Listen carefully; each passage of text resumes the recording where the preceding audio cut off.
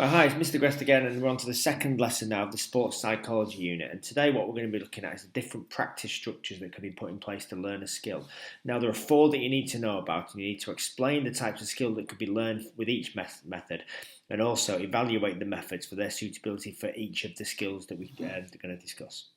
Right, for this course, there's four practice methods that we need to be aware of, and they are either fixed or variable, and then either massed or distributed. And right now, we're going to go through each of the four ones and looking at which types of skills you can or types of performer would be suited for each activity. Right, the first practice we're going to look at is something called a fixed practice. Now, a fixed practice is where you repeat a skill over and over again in exactly the same way. Now, fixed practice are really good for beginners who are learning a skill because they're very unsure of what's going on, so that repetitive nature of the skill allows them to groove a technique. And they're also very good for closed skills because obviously with closed skills the environment is very stable and a closed skill is the same over and over again. The problem arises if we practiced fixed, if you use fixed practice for skills we might use in open conditions, it could be very difficult because the nature of an open condition, it means it changes. If we look at the images there, we've got Steph Curry taking a free throw. Now, the free throw is a very, very stable technique. It's the same every time. You're the same distance. The hoop's the same height. No one can get in the way of you. So fixed practice is really good for doing the free throw. And then we've got Emily Scarratt taking a penalty in rugby. Once again, like the ball's always on the tee. Nobody can charge it down. So it's good for grooving that technique. Now, variable practice is where we practice skills in changing settings with very unpredictable conditions. They're really good for replicating open gameplay. So we're looking at executing skills in different situations that we would find in the game. And they're also excellent for open skills because, as we know, in open skills, the environment is always changing. The problem with variable practice would arise if we're doing it with beginners, because beginners, there might be too much stimulus, it might become very overwhelming, there's too much choice, there's too much pressure on them performing the skill. An example of variable practice, if we're working on passing during a rondo in football, so we can see in the image there, there's like a 6v1 keep away. The skill is passing, but there's every time you pass the ball, there'll be a different situation in front of you. Now, moving on to mass practice. What a mass practice is where we practice skills for long periods without rest, and the skill is repeatedly executed. Now, mass practice is really good for experienced and motivated performers because of the nature. It goes on for quite some time, and it's helpful if the performers know what they're doing. It's better for low organisation and basic skills because remember, basic skills require not a lot of concentration. Low organisation skills, there's not not many subroutines there.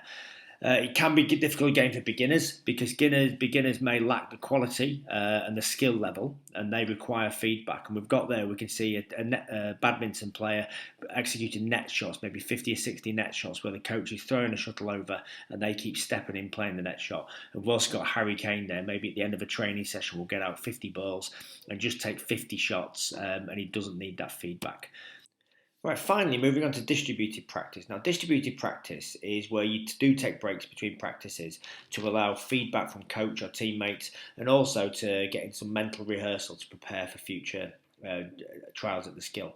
Now, mental rehearsal is excellent for learning a new skill because for novice performers, feedback is regular and you can groove a good technique and iron out issues early on.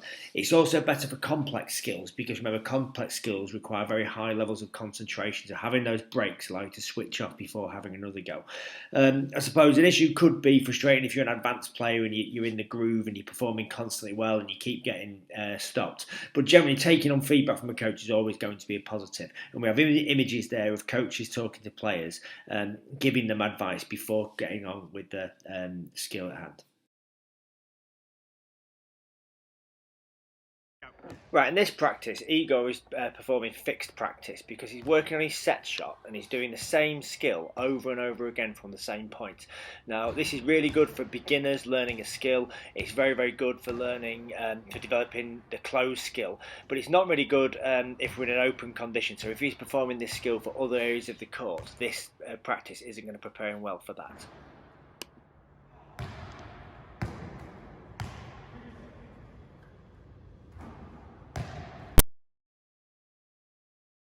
Right, now we have Igor performing the same skill of a set shot, but he's doing it using variable practice, where he's moving to a different cone, he's receiving a ball, he's got a defender closing him down, and he's still got to execute the shot. So variable practice is really good for replicating open gameplay. So in a game of basketball, he could receive the ball from any of these positions and have to make his shots.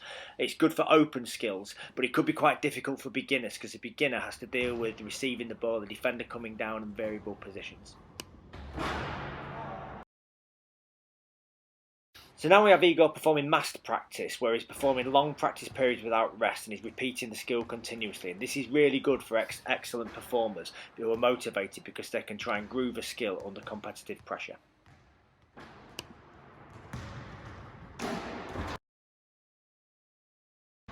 And finally, we have some distributed practice here, where Igor's performing 2 goes at the set shots, but then between his second and third go, Coach Miss Hall comes over and gives him some advice to help him with his third throw. So this is really good for learning a new skill and having feedback between bouts.